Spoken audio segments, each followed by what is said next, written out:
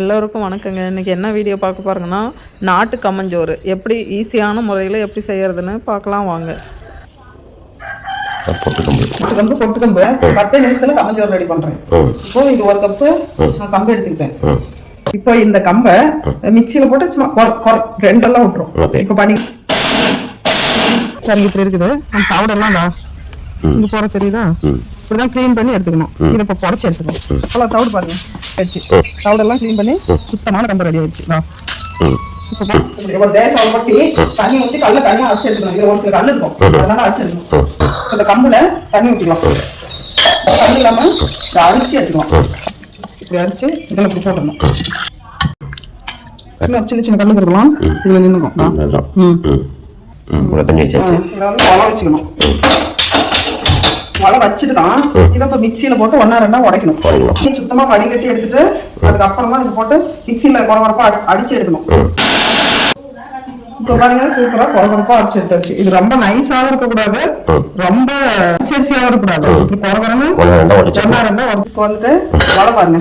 மாதிரி உழை கொதிச்சு பின்னாடிதான் இப்போ அரிசி கொட்டணும். இது கொட்டின உடனே கிண்டணும், இல்லைன்னா கட்டி விழுந்துடும்.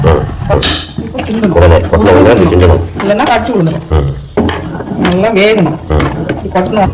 உரல்ல இடிச்சு கம்ப அடுப்புல வேகச்சு விட்டு அப்படி மூடி விட்டா கமைஞ்சு வரும். அப்படி குங்குமம்னு மனமா இருக்கும்.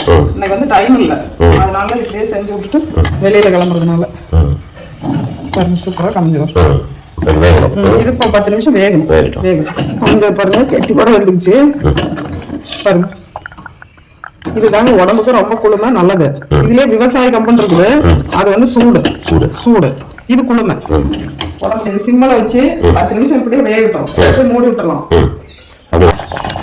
இப்போ இந்த பக்கத்துல எடுத்து மூடிடுவோம் கம்மஞ்சோறு.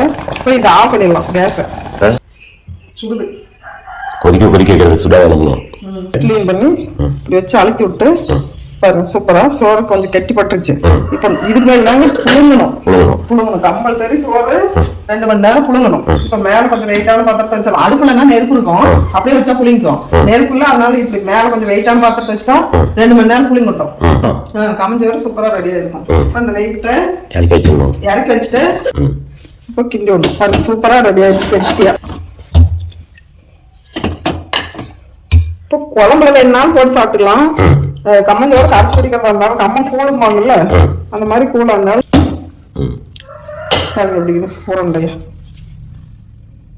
இதுல தண்ணி ஊத்தி மோர் ஊத்தி கரைச்சி குடிச்சா கூழ், அப்படியே சாப்பிட்டா கம்மஞ்சோறு. கொள்ளுப்பருப்பு குழம்பு வைக்கணும்.